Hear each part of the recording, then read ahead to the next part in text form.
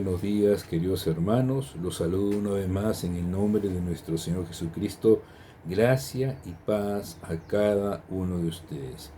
En este día yo quería compartir con ustedes lo que encontramos en el Evangelio de Juan, en el capítulo 12, del 20 al 33, titulado Unos griegos buscan a Jesús y Jesús anuncia su muerte. Vamos a leerlo. Había ciertos griegos entre los que habían subido a adorar en la fiesta. Estos, pues, se acercaron a Felipe, que era de Betsaida de Galilea, y le rogaron diciendo: Señor, quisiéramos ver a Jesús. Felipe fue y se lo dijo a Andrés. Entonces Andrés y Felipe se lo dijeron a Jesús. Jesús les respondió diciendo: Ha llegado la hora para que el Hijo del Hombre sea glorificado. De cierto os digo, que si el grano de trigo no cae en la tierra y muere, queda solo, pero si muere, lleva mucho fruto. El que ama su vida la perderá, y el que aborrece su vida en este mundo para vida eterna la guardará. Si alguno me sirve, sígame, y donde yo estuviere, allí también estará mi servidor.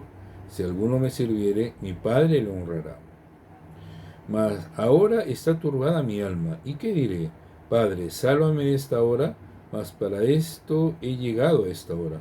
Padre, glorifica tu nombre. Entonces vino una voz del cielo: lo he glorificado y lo glorificaré otra vez. Y la multitud que estaba allí y había oído la voz decía que había sido un trueno. Otros decían: un ángel le ha hablado. Respondió Jesús y dijo: no ha venido esta voz por causa mía, sino por causa de vosotros. Ahora es el juicio de este mundo. Ahora el príncipe de este mundo será echado fuera. Y yo, si fuere levantado de la tierra, a todos atraeré a mí mismo. Y decía esto dando a entender de qué muerte iba a morir. Dios bendiga su palabra. Para poder entender el contexto en el cual se desarrolla este pasaje de Juan, tenemos que entender que el Señor había tenido una semana bastante movida, bastante agitada, teniendo como escenario el templo. Este contexto nos habla de que se encontraba a unos pocos días antes de la Pascua. Era la última semana del ministerio del Señor. Era tan intenso que Jesús, por ejemplo, había ido a Betania para ser ungido. El capítulo 12 de Juan nos habla acerca del complot para matar a Lázaro, nos habla de la entrada triunfal, pero no habla lo que sí menciona Marcos, que lo hemos visto en prédica anterior, cuando Jesús va al templo y lo purifica. Jesús hace un anuncio claro de su muerte y un anuncio judicial para todos aquellos que no lo aceptan como el Mesías, a pesar de todas las señales que el Señor había mostrado durante su vida y su ministerio, y manifiesta que su alma estaba turbada. Nos preguntamos quiénes eran estos griegos. En nuestro contexto actual, si las personas dicen hay unos griegos que han venido a buscarte, definitivamente nosotros entendemos que se trata de personas nacidas en Grecia. Pero en el contexto judío, ellos llamaban griego a todo aquel que no era judío, es decir, gentil. Pero supongamos que eran griegos. Eso no cambia el panorama de lo que el evangelista quiere mostrar. Estas personas no tenían acceso al templo, pero dice la palabra, venían a la fiesta de la Pascua a adorar. Y tenemos que entender que en aquel entonces el mundo gentil estaba dominado por una corriente filosófica politeísta griega, donde ellos se encontraban buscando satisfacer sus necesidades más profundas del ser humano. Muchas personas en aquel tiempo, cuando escuchaban hablar de Dios eterno, les llamaba la atención, era una novedad, y se quedaban fascinados de esa filosofía cuando ellos podían contemplar la diferencia que existía entre la moral de sus dioses paganos y la moral de este Dios vivo y verdadero, así como las leyes de Dios que eran comparadas con las leyes de los pensadores griegos. Y habían en ese tiempo dos tipos de griegos que se acercaban al judaísmo, considerados por los judíos.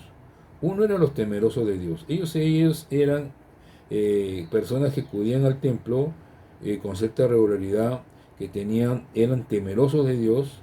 Y en ese contexto nosotros podemos, por ejemplo, distinguir como un ejemplo Cornelio. Cornelio fue el primer gentil en convertirse, era una persona temerosa de Dios. Así lo dice la palabra en Hechos 10, 1 y 2. Había en Cesarea un hombre llamado Cornelio, centurión de la compañía llamada la Italiana, piadoso y temeroso de Dios con toda su casa, y que hacía muchas limosnas al pueblo y oraba a Dios siempre. Otro ejemplo tenemos el centurión romano que solicita a Jesús poder sanar a su siervo que estaba enfermo. Dentro del otro grupo de personas griegas consideradas en ese contexto, tenemos los prosélitos, es decir, eran personas no judías, gentiles, que habían sido circuncidados y que habían aceptado como fue la religión judía, se ceñían a sus normas, a sus leyes, a sus estatutos, eran prosélitos porque ellos provenían del mundo pagano. Debemos entender que las personas que se acercan a Jesús eran esos gentiles temerosos de Dios y simpatizantes, como en estos tiempos nosotros podríamos decir. ¿Y cuál es la importancia de los griegos en ese momento? El Evangelio no habla mucho de ellos. Quizás Juan no era el propósito de Juan poner énfasis de dónde venían, cómo ellos habían conocido a Jesús. De repente habían sido espectadores de la entrada triunfal, les había llamado a la forma en cómo Jesús sanaba a las personas, los milagros de Jesús. No lo sabemos. Pero lo único que Juan resalta era que estas personas que buscaban a Jesús no eran personas judías, eran griegos. Y podemos entender también y comprender que en la profecía de Isaías se cumple cuando menciona de que Jesús traería la luz al mundo. Y Juan pone mucho énfasis en que Cristo no solamente había venido a salvar a los judíos, sino también a todo el mundo, cuando dice de tal manera amó Dios al mundo. Y por otro lado también el Evangelio de Juan manifiesta que Jesús es la luz del mundo, es decir, el propósito de Jesús abarcaba a toda la humanidad. Y el pueblo judío en ese sentido, en ese aspecto, se sentía un pueblo totalmente exclusivo. Y por lo tanto esa forma de pensar, esa forma de ver la vida lo llevaba tajantemente a rechazar a los gentiles. Ahora, este rechazo a los gentiles provocó que ellos se sintieran mucho más atraídos hacia Jesús. ¿Y cuál es la respuesta del Señor ante esta petición? En primer lugar, tenemos que entender que esta respuesta representaba una señal para él. En Juan 12:23 la palabra dice claramente: ha llegado la hora para que el Hijo del Hombre sea glorificado. Es decir, Jesús estaba apuntando al sacrificio de la cruz, lo cual traería salvación, no solamente para los judíos, sino también para los gentiles. Era el momento clave, representaba ese momento clave en que el Hijo retornara con el Padre a la gloria. La petición de los griegos no es directa a Jesús. Esta petición ellos la realizan directamente a Felipe. Podemos entender aquí, deducir que quizás se acercaron a Felipe porque Felipe, a pesar de ser judío, tenía un nombre griego. Y ellos quizás dudaban, también estas personas que buscaban a Jesús, si Jesús podía recibirlos. Ahora también tenemos que comprender algo. Ellos no tenían acceso al templo. Ellos solamente tenían acceso a una parte del templo que era considerado el atrio de los gentiles. Ellos no podían acceder a todo el templo. Y Jesús estaba en el templo. Y en su condición de gentiles, ellos no podían ingresar más allá de lo que les estaba permitido. Y en el versículo 21 dice lo siguiente: le rogaron diciendo: Señor, quisiéramos ver a Jesús. Y la petición de estas personas resulta bastante interesante, porque quizás ellos estaban movidos por la curiosidad de lo que Jesús representaba en ese momento. Jesús era la sensación. Jesús era una persona totalmente llamativa para todas las personas. Y también quizás era porque de repente, posiblemente la actitud de ellos podrían ser la de los griegos atenienses, que buscaban sabiduría, que buscaban escuchar cosas nuevas. Ese era el deseo de la cultura griega en ese momento. Y eso lo refleja Hechos 17:21, cuando dice: porque todos los atenienses y los extranjeros residentes allí en ninguna otra cosa se interesaban, sino en decir o en oír algo nuevo. Lo que parecía de parte de estas personas que buscaban a Jesús no era ver realizar a Jesús haciendo un milagro o de repente escuchar una nueva filosofía. Cuando Jesús contesta la preocupación que él tenía, él manifiesta dos cosas muy importantes. Jesús refleja el tema de la salvación y también refleja lo que implica el reino de Dios. Son dos cosas importantes que se manifiestan en la respuesta de Jesús. El tema de la salvación y el tema del reino de Dios. Y vemos ahí en ese contexto que por un lado había personas, no judíos, gentiles, griegos en este caso, con ese deseo profundo de conocer a Jesús, y en contrapartida tenemos a un pueblo judío que lo rechazaba totalmente. Y lo que Jesús menciona también en Juan 12, 32 y 33 es muy importante. Y dice, y yo, si fuere levantado de la tierra, a todos atraeré a mí mismo. Y decía esto dando a entender de qué muerte iba a morir. La muerte de Jesús, el hecho de ser levantado en gloria, atraería a todos. Aquellas personas que habían visto, que querían ver a Jesús, manifestaban el deseo de verlo a él y no a ningún otro hombre, ni mucho menos querían ver señales como era el sentir siempre de los judíos. Y esto es muy interesante porque lo podemos aplicar en nuestra vida de iglesia. Cuando las personas se acercan a Jesús a través de nosotros, ellos en el fondo no quieren escucharnos. Ellos quieren que le hablemos de Jesús. Ellos quieren ver en nosotros a Jesús.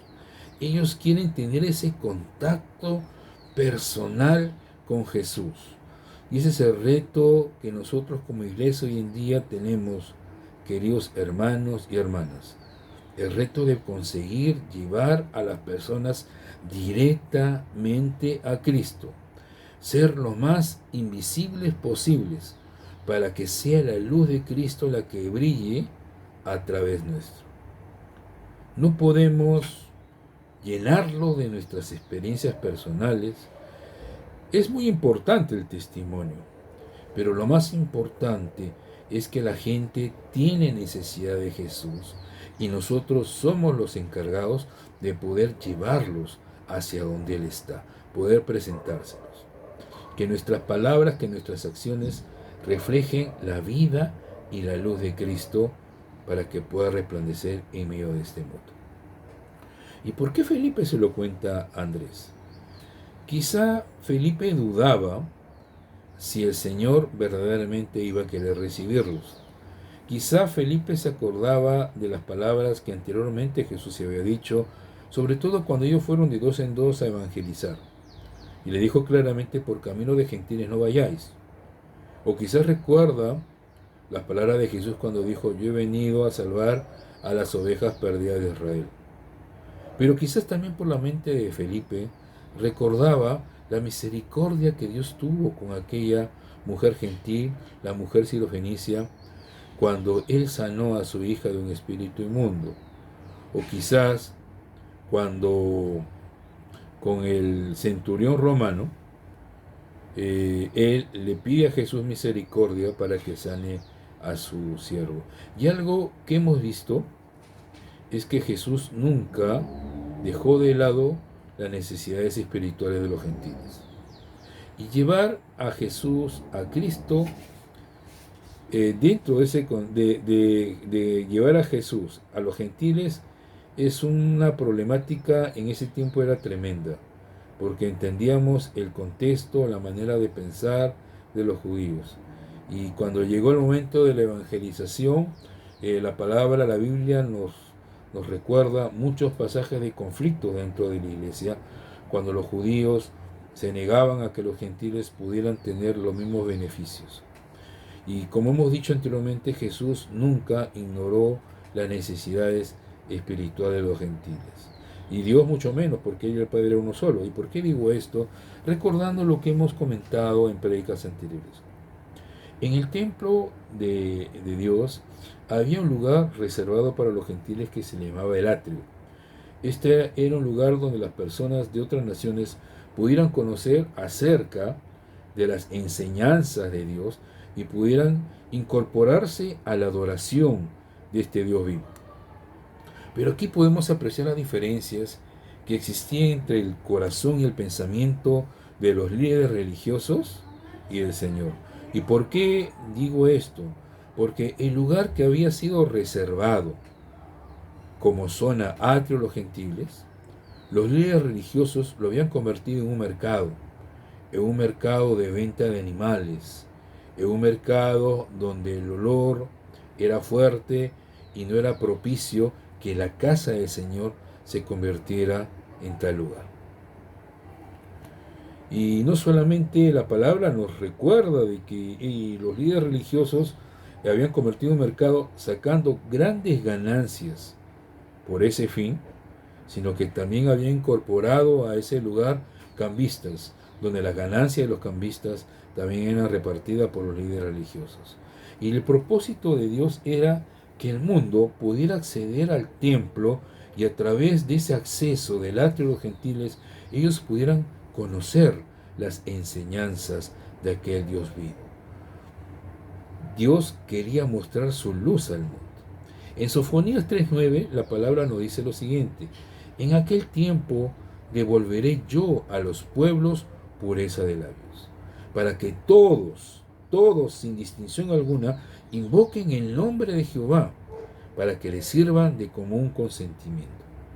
Quería, en otras palabras, el anhelo ardiente del Señor era siempre que los gentiles se incorporaran a la adoración de aquel Dios vivo. Pero Cristo manifiesta algo más que es muy interesante. No en este pasaje, sino en lo que Él realizó ante esa pared divisoria que existía entre los gentiles y los judíos. Cristo derriba esa pared intermedia que los separaba. Y eso lo tenemos en Efesios 2:14 cuando Él dice: porque Él es nuestra paz, que de ambos pueblos hizo uno, derribando la pared intermedia de separación. ¿Para qué Jesús iba a derribar esa pared intermedia de separación? Es muy simple: para que juntos, como un solo pueblo, ellos pudiesen adorar. ¿Cuál es el propósito que tenemos tú y yo en nuestra vida, querido hermano y hermana y amigo que nos puedas estar viendo por este video? El propósito de Dios es que se le adore en unidad, sin distinción, sin exclusivismos. En Juan 12, 23 y 24, vamos a recordar lo que dice la palabra. Jesús le respondió diciendo: ha llegado la hora para que el Hijo del Hombre sea glorificado. Pero agrega algo más. En el versículo 24 dice: de cierto os digo, que si el grano de trigo no cae en la tierra y muere, queda solo, pero si muere, lleva mucho fruto. Felipe y Andrés representan la petición de todo que todos nosotros tenemos que hacer para presentar a cualquier persona a Cristo. El Señor les había anunciado que había llegado la hora, por lo tanto ya no tenían que esperar mucho para ver el beneficio que iba a surgir de la obra de la cruz. Y Él presenta y desarrolla la necesidad de la muerte, a fin de ofrecer este beneficio a todas las personas sin distinción. Luego ellos tendrían que cumplir con la misión de llevar este evangelio a todo el mundo. Y esto tenían que entenderlo muy bien los gentiles, porque ellos iban a ser los beneficiarios, y por otro lado quienes también tenían que entender el propósito de Dios eran los judíos. Pero después Jesús, de estas palabras, Jesús les presenta una propuesta y de Dios hacia el mundo a los gentiles que estaban allí reunidos, y declarando de que había dos vidas que se presentan en contraste siempre, en todo momento. Una vida que disfruta los placeres de este mundo y encuentra satisfacción en todo lo que este mundo le brinda, porque el propósito es pasarlo muy bien. Pero todos sabemos que las consecuencias de tomar una decisión equivocada como esta es que perderá su vida por siempre. La otra propuesta que Jesús plantea es aquella que niega a sí mismo, se niega a este mundo para poder vivir una eternidad al lado de Dios. Si nosotros no vivimos colocando en primer lugar las cosas de este mundo y ponemos a Cristo como el centro de nuestra vida, ciertamente nos espera la gloria divina viviendo por la eternidad al lado del Padre. Y para esto era necesaria esta figura de la muerte de Cristo representada en el grano de trigo, que es necesario que caiga a la tierra, muera para que dé mucho fruto. Esta era la imagen que Jesús estaba mostrando de la necesidad de ir a la cruz para que este propósito divino, desde el inicio de los tiempos, planificado por el Padre, se cumpla en Jesucristo y esto pueda traer salvación al mundo entero, sin distinción alguna. Y esto está a punto de ocurrir. Ya al inicio de esta prédica estaba comentando de que esto era la última semana del ministerio de Jesús. Pero Jesús tenía que corregir algunas expectativas equivocadas que tenían sus discípulos acerca del Mesías. Ellos esperaban un Mesías diferente, un Mesías político, un Mesías que proveyera sus necesidades, que los liberase del yugo romano, mas no de la esclavitud que generaba el pecado en sus corazones. Era una visión totalmente distorsionada del Mesías. Y esta visión distorsionada, hoy al mundo, como en aquel tiempo, le parece una locura. Y 1 Corintios 2, 1 del 22 al 24, nos muestra el contexto actual de los pensamientos que existían en aquel entonces y que también repercuten en nuestro tiempo, cuando dice, porque los judíos piden señales y los griegos buscan sabiduría, pero nosotros predicamos a Cristo crucificado. Hermanos, ¿cuál es el propósito de presentar a Cristo?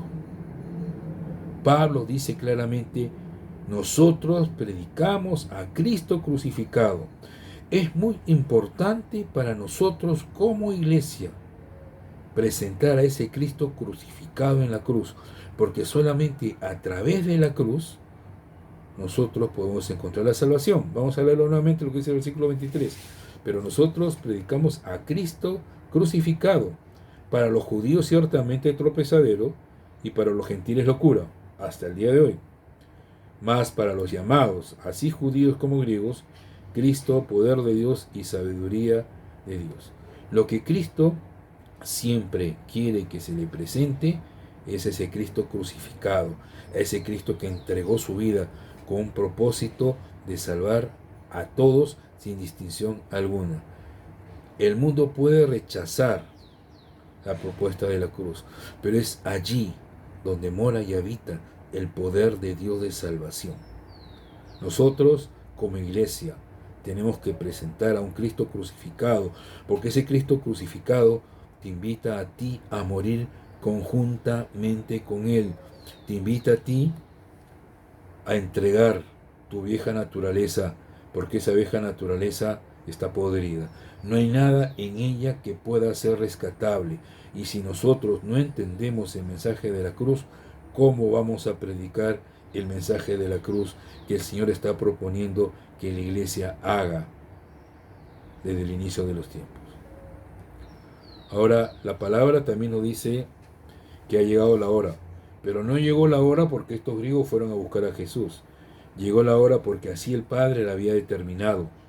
Y esto tiene que ver con la muerte, con la resurrección, con la ascensión de Jesús y con su respectiva glorificación. Porque si Jesús no hubiera muerto, simplemente no hubiera habido salvación. A través de la muerte sustitutoria es que tú y yo y todo el mundo pueden encontrar la salvación en Cristo Jesús. A estos griegos o a cualquier otro hombre, de nada le serviría a Jesús si es que no entiende el principio de la muerte en la cruz, porque allí es donde verdaderamente el ser humano puede encontrar su salvación. Pero acá hay una pregunta. ¿Por qué se preguntaría a algunos que el Hijo del Hombre va a ser glorificado si va a ir a una cruz donde será humillado, insultado y va a sufrir? ¿Por qué el Hijo del Hombre tendría que atravesar por todo esto? Porque el camino de la cruz representaba para Jesús el regreso al Padre. el regreso a la gloria que había tenido con el Padre desde el inicio de los tiempos, desde la fundación del mundo. Porque la cruz manifiesta de una forma clara, evidente, de cómo Dios en realidad, un Dios de amor, un Dios que no le costó poner lo mejor que tenía, entregar a su Hijo, para que tú y yo y todo el mundo pudiera encontrar la salvación. De cierto que si el grano de trigo no cae en la tierra y muere, queda solo, pero si muere, lleva mucho fruto. Y nosotros somos parte de ese fruto. Nosotros somos parte de ese fruto, de ese grano de trigo que cayó en la tierra y murió. Nosotros somos parte, somos el fruto de esa muerte en la cruz de Cristo. Si nosotros estamos hoy aquí como iglesia, es porque hemos sido ese fruto, producto de la muerte de cruz de nuestro Señor Jesucristo. Y hay algo que nosotros tenemos que comprender. Tenemos acceso a la presencia de Dios. La pared ha sido derribada. Cristo ha muerto por nuestros pecados y nos ha incluido en las personas que hemos recibido esas promesas de bendición. Es muy importante, como iglesia, presentar la muerte de Cristo. Reconocer que uno no puede encontrar la salvación si no va conjuntamente con Cristo a la cruz. Y este mensaje es doloroso. Este mensaje es muy poco predicado porque no nos gusta a veces desligarnos por completo de nuestra vieja naturaleza. El Señor nos está presentando un mensaje no solamente para los griegos en aquel momento que querían verlo, sino es un mensaje para toda la humanidad y también para la iglesia. La iglesia necesita entender y comprender el mensaje de la cruz. Pablo lo dijo claramente: nosotros predicamos a Cristo crucificado. ¿De qué manera nosotros estamos predicando a Cristo? Un Dios de amor, un Dios que perdona todo lo que yo haga 20 veces, así repita mi pecado 20 veces. Nosotros predicamos a un Cristo crucificado, a un Cristo que te invita a morir conjuntamente con Él en la cruz. Y yo te invito en esta mañana, si es que tú no has tenido esa experiencia de la cruz con Cristo, que entiendas a través de este pasaje el gran amor de Dios. El gran amor de Dios al morir en la cruz por medio de Jesucristo. Esa gracia de Cristo manifestada en la cruz. Ese amor del Padre que entregó a su único Hijo por ti y por mí. Que la presencia de Cristo inunde tu corazón. Que esta palabra hable a tu corazón. Que esta palabra te motive, hermano y hermana, a cambiar quizás la manera en que presentamos a Jesús. Tenemos que presentar a un Cristo crucificado, no a un Cristo derrotado, a un Cristo victorioso, pero a un Cristo que te invita, no te obliga, te invita a venir a la cruz conjuntamente con Él. Que Dios bendiga esta palabra, que esta palabra hable a tu corazón y cumpla el propósito por el cual salió de la boca de Dios. Que tengas un día bendecido en el nombre de Jesús. Bendiciones para todos.